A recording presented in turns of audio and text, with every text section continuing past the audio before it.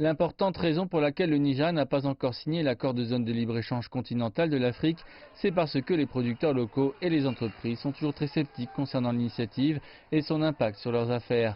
Et comme pour la CFTA, ils sont très prudents pour ce qui est du projet de monnaie unique de la CEDEAO. Il y a ce qu'ils appellent les tarifs communs de la CEDEAO, les CET, qui sont en place mais qui ne sont pas totalement appliqués.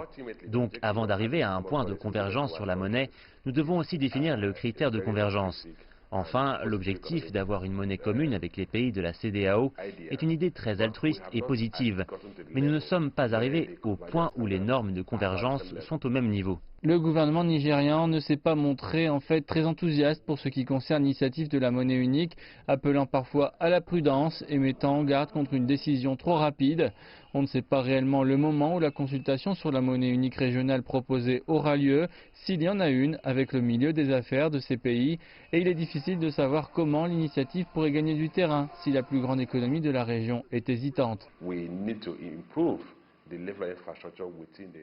Nous devons améliorer le niveau d'infrastructure dans la région d'Afrique de l'Ouest afin que l'infrastructure des transports soit améliorée, que les biens et les personnes puissent se déplacer facilement d'un endroit à un autre.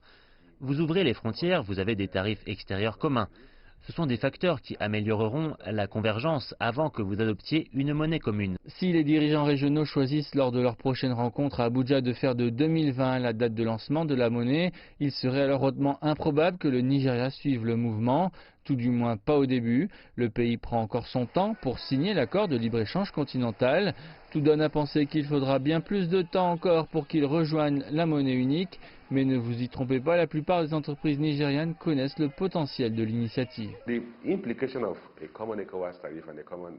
La mise en place des tarifs communs de la CEDEAO et de la monnaie unique fait que les pays comme le Nigeria, qui ne signent pas l'accord de libre-échange continental de l'Afrique, seront contraints de le rejoindre.